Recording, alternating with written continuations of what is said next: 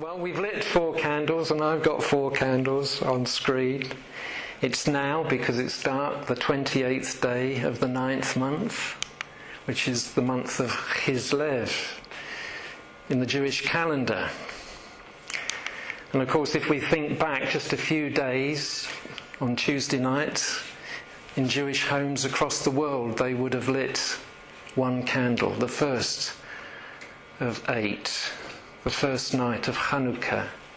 Jewish people will be lighting candles during this 8-day celebration.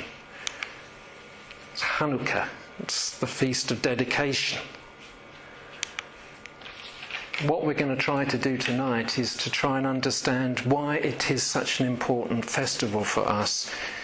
Because it isn't one of the festivals or the feasts of the Lord, not one of those Leviticus 23 feasts. They're his feasts. Nevertheless, there were 2 additional festivals. There were other fasts, of course, but 2 additional festivals.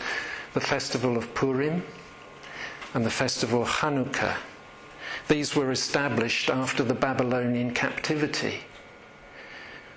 So we need to understand why it's important for us as believers in Yeshua to think and to ponder and to meditate around the theme of Chanukah. So in this part I want to very briefly speak about Jesus or Yeshua and Chanukah. Not much to say there, but there's a little bit to say. And then in the major section of the first part of the talk I want to consider the institution of Chanukah. What can we say about Jesus and Chanukah?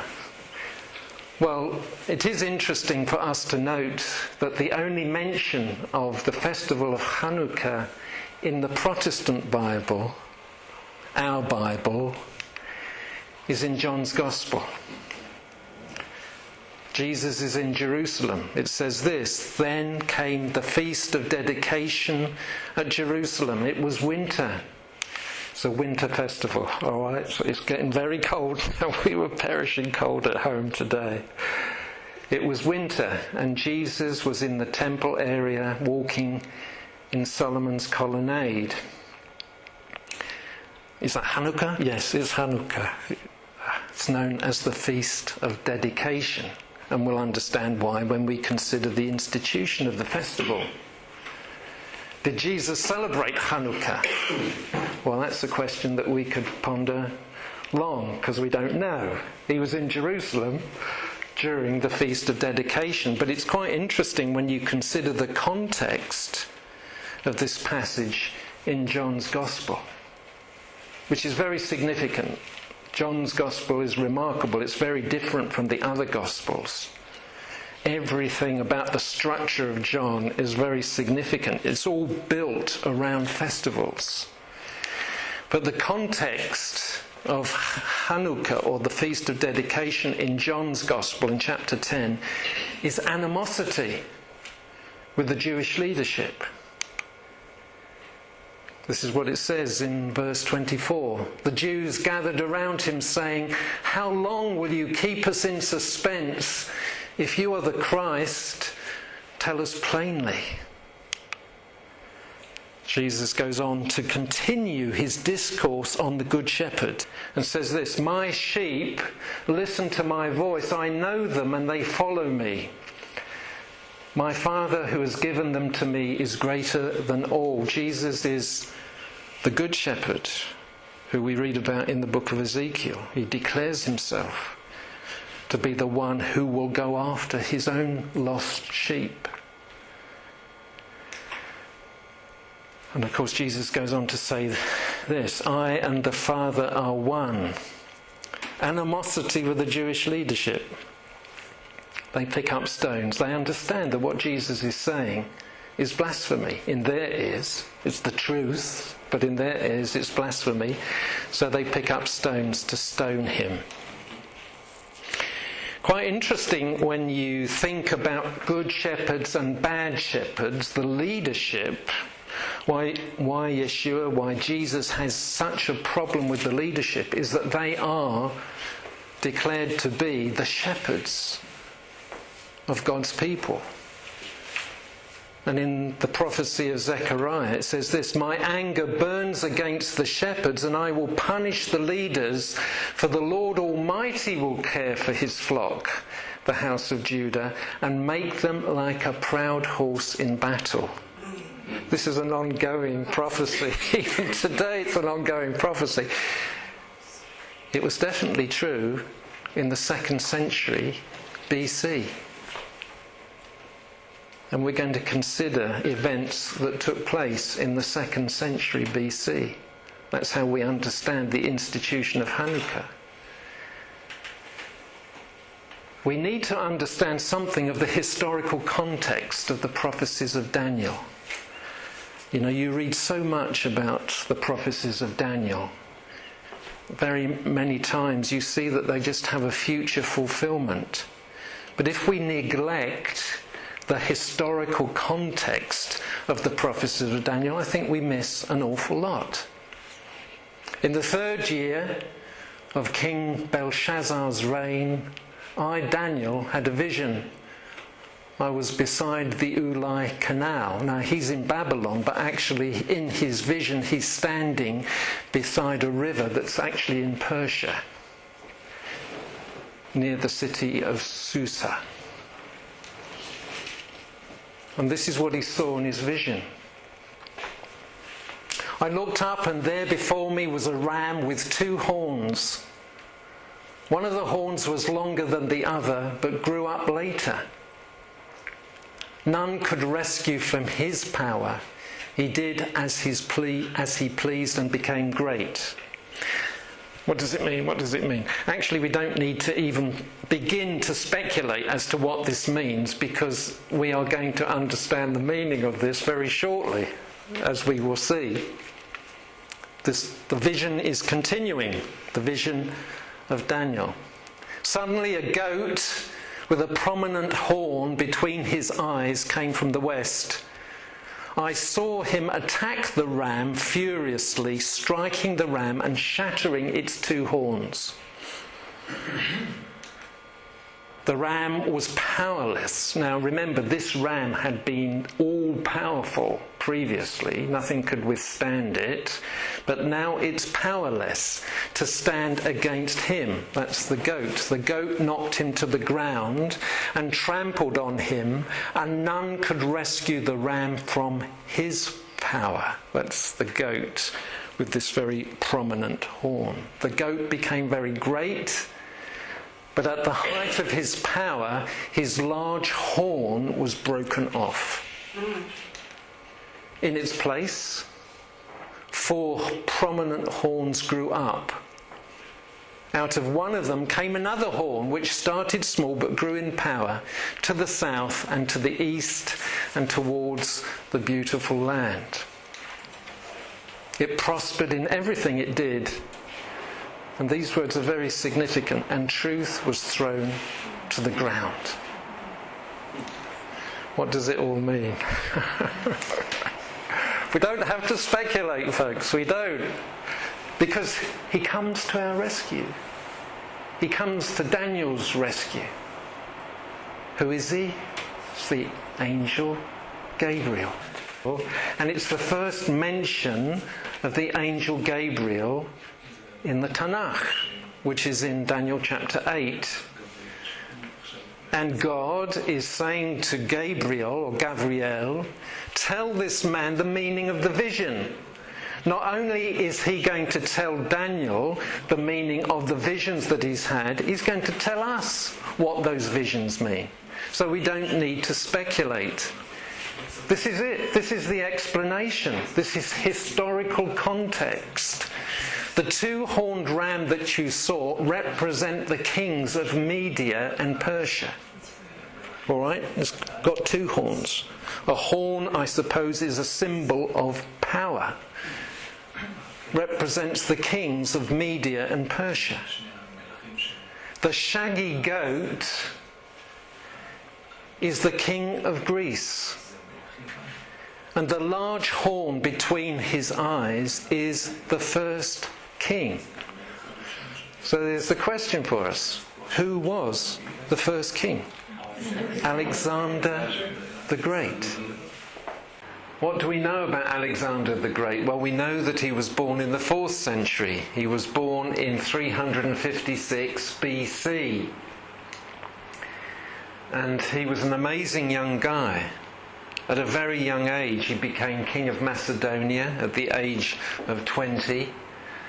But the thing that I think is very significant when we come to consider the institution of Chanukah is the very fact that Alexander, as a very young boy, actually from the age of 13, was taught by Aristotle, the Greek philosopher.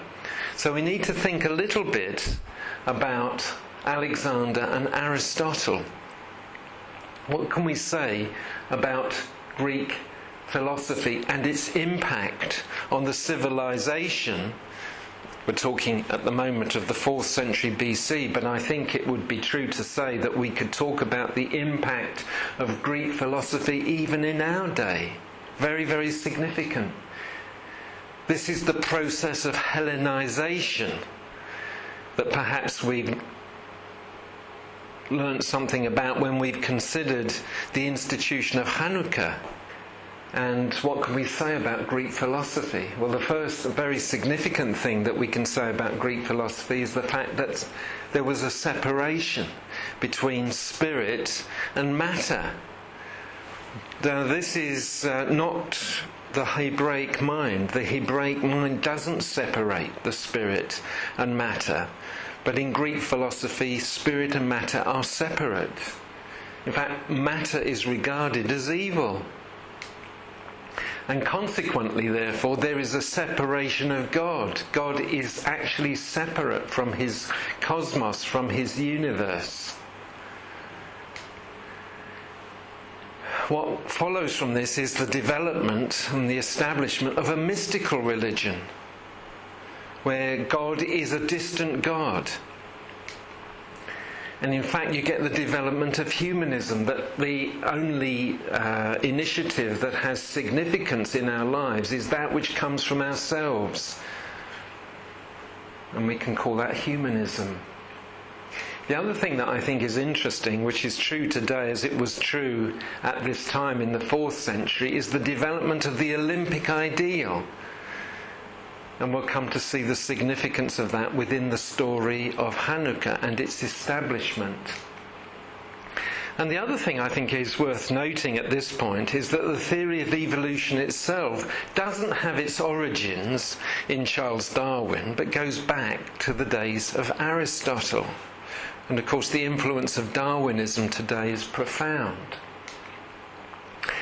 So let's go back to Alexander. What can we say? Because I think this is perhaps quite significant. He was taught by Aristotle from the age of 13, and he swept across the then known world. In very few years, the whole world was under the influence of the Greek kingdom, particularly the king being Alexander the Great. It happened very quickly because Alexander himself died at a very young age. He was only 33 when he died in Babylon.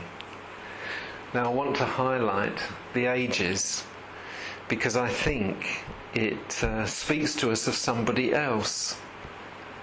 Jesus, Yeshua himself, comes to our attention at a very young age when he is interacting with the rabbis, when he went up with his parents to Passover. What sort of age? Between the ages of 12 and 13. And of course we can't know for absolute certain, but most often we put the death of Jesus on the cross at the age of 33. So what might we say therefore about Alexander the Great, since he is mimicking ages that, of course, are fulfilled in the life of Jesus? Could it be that we could see Alexander himself as an archetype of the Antichrist? Let's consider for a moment the empire of Alexander the Great, recognizing that he was only 33 when he died, and it's right across the then known world, his empire. This is the prominent horn of the shaggy goat, but as we read in the interpretation that Gabriel gave to Daniel, the horn, this large central horn, was broken off and 4 horns grew in its place. This is historically so accurate because at the death of Alexander, his kingdom was split into 4, which is exactly what it says in the Prophecies of Daniel. Well, 2 of those kingdoms are very significant when we come to read the book of Daniel. We speak of the king of the south and the king of the north. Well, the king of the south was the kingdom of the Ptolemies. This is 1/4 of the kingdom of Alexander the Great, the Ptolemaic Dynasty, the king of the south. The king of the north was the Seleucid Dynasty. Obviously, it's all Greek, these various kingdoms. But I want to focus particularly now on the Seleucid Dynasty. What I want to show you is a chart that I think is incredibly interesting. We see here a list of kings that reigned in the Seleucid Dynasty after the death of Alexander. We begin with Seleucus I through Antiochus, some more Seleucus, and Antiochus, and then Seleucus IV. He had 2 sons, Demetrius and young Antiochus. They were heirs to the throne in their turn, but both Seleucus IV, Demetrius and young Antiochus were usurped by the brother of Seleucus IV. The 3 were usurped by the one who was to follow, and we will see who that is in just a moment. I want to just highlight this because it so explains a verse that's in the book of Daniel, Daniel chapter 7 verse 24. And this is what it says: the 10 horns are 10 kings who will come from this kingdom. We're talking of the kingdom of Greece. After them, another king will arise, different from the earlier ones. He will subdue 3 kings. We got 3 kings here, which of course is very interesting. Now, if we count the number of kings, we see Seleucus I. That's 1, 2, 3, 4, 5, 6, 7, 8, 9. Now, hang on a minute. It says there are 10 horns. So the question is, where does the 10th horn come? We've got a king that's missing from this list. So the question is, who is it? It's Alexander the Great, who fits here, and from him there is another 9. So the 10 horns are the 10 kings who will come from this kingdom.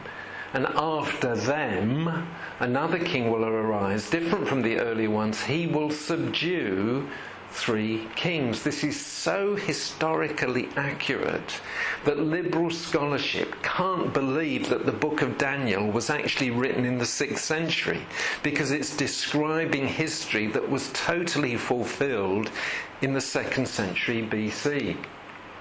Here's the king who will come after.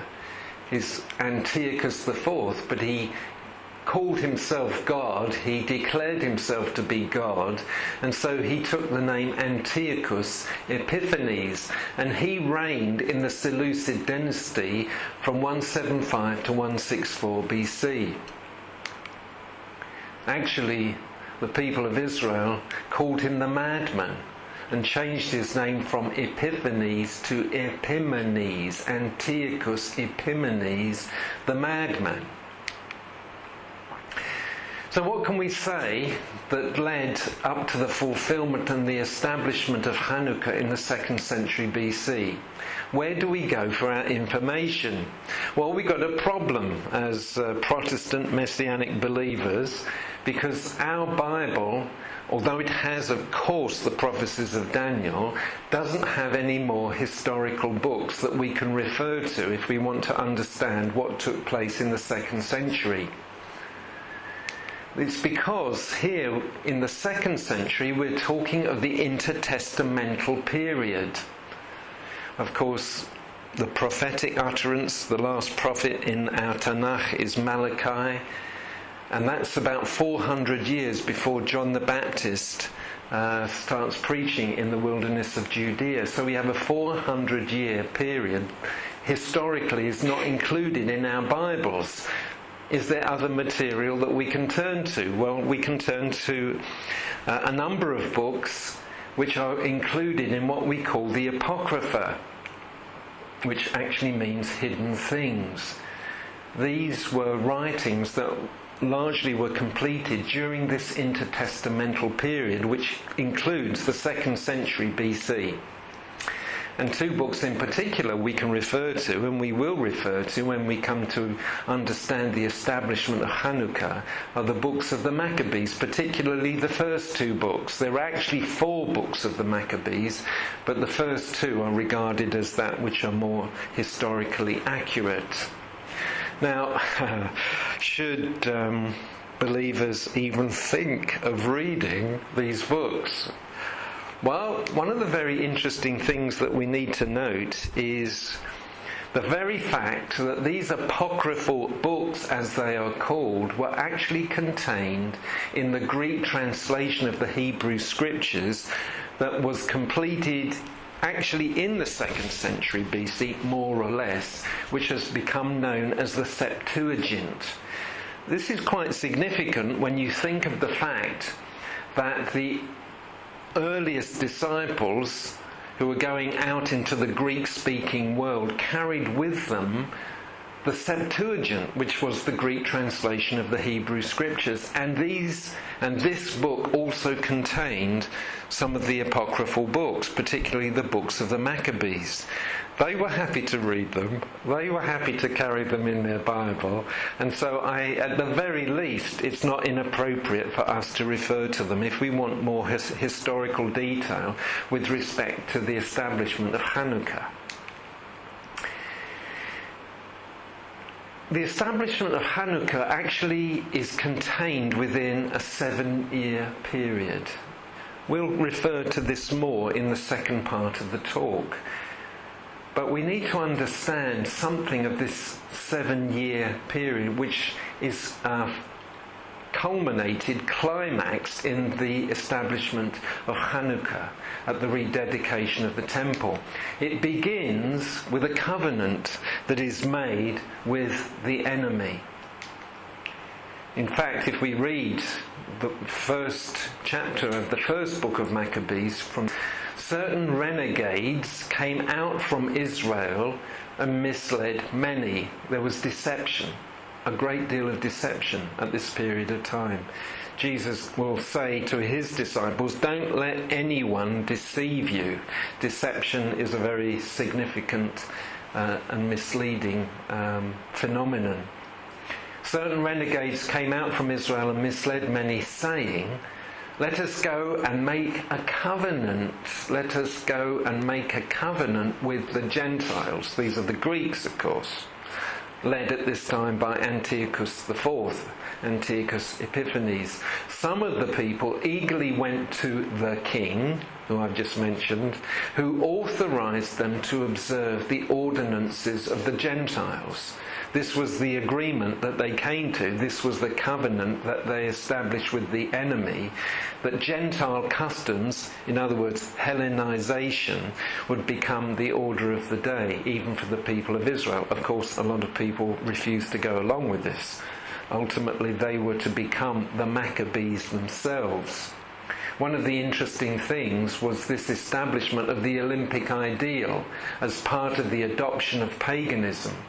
It says in 1 Maccabees chapter 1 verse 14, they built a gymnasium in Jerusalem according to Gentile custom and removed the marks of circumcision and abandoned the Holy Covenant. And then it says this very significant thing. The books of the law that they found, they tore to pieces and burned with fire. I have an image of this moment, of what took place in the 1930s with the burning of books during the rise of Hitler. History repeats itself. Of course, it's alluded to in Daniel chapter 8, verses that we've already looked at. It prospered in everything it did, and truth was thrown to the ground. Jesus said, "Thy word is truth." So this 7-year period begins by the covenant that is made with the enemy, and is also characterized by the fact that there's an assassination that's associated with this, or a death of an anointed leader. Who is the anointed leader that was assassinated during this 7-year period? Well, it was the legitimate high priest, whose name was Onias III. Now, in the second part of our talk, we're going to go on to consider this 70 weeks prophecy of Daniel that has exercised the minds of so many theologians and believers throughout the centuries, and particularly during this day. What does it all mean? Which we read about in Daniel chapter 9, as it happens. Well, it's very simple to understand this prophecy if you see it within its historical context, that which took place in the 2nd century BC. The anointed who was cut off at this time was the legitimate high priest. His name was Onias III. This death of a leader that's associated with the covenant that is made with the enemy, I think, is a biblical, prophetic, repeating motif that has occurred many, many times throughout history. The covenant itself is broken by a rebellion. Obviously, the Jewish leadership at the time has made an arrangement with the king of the Seleucid Empire, who's Antiochus IV, and this covenant is broken by a rebellion that takes place by the people of Israel themselves. We read about it in the books of the Maccabees. This rebellion is led by a man called Jason. That's a Greek name. That's a Greek name. That's very interesting, isn't it, when you think about it? Well, he's the one that leads this rebellion. Because of the rebellion, Antiochus IV certainly does become the madman, the Epiphanes, and he attacks the nation of Israel, puts Jerusalem under siege, and eventually leads to the Abomination of Desolation, which we see here as a picture.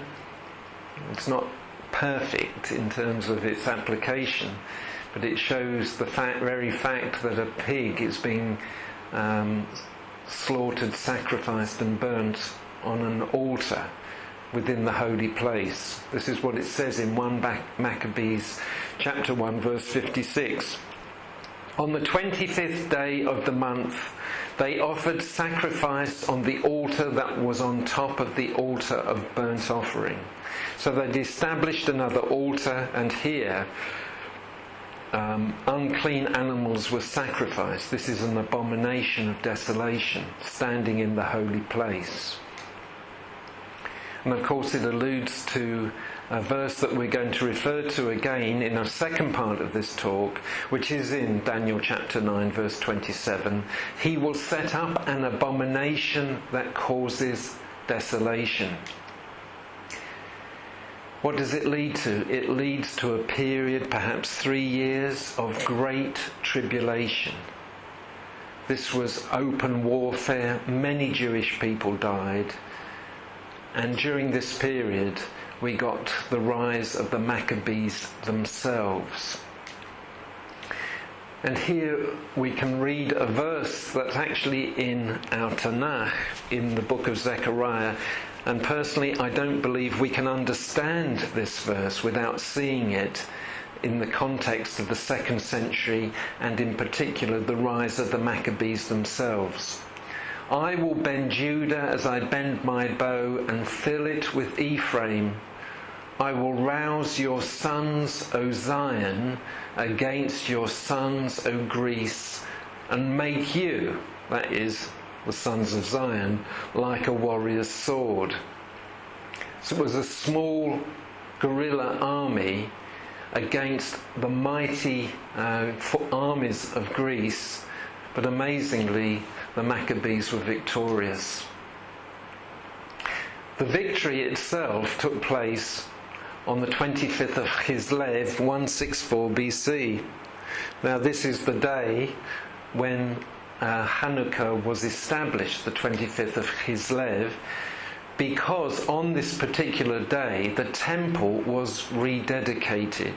It's the festival of dedication, Chanukah. And here's a nice picture of the rededication of the temple, and we can read about it in 1 Maccabees chapter 4 verses 52 and 53. Early in the morning on the 25th day of the 9th month, which is the month of Kislev, they rose and offered sacrifice as the law directs on the new altar of burnt offering that they had built. They had dismantled the altar that Antiochus had built that led to the Abomination of Desolation. They created a new altar.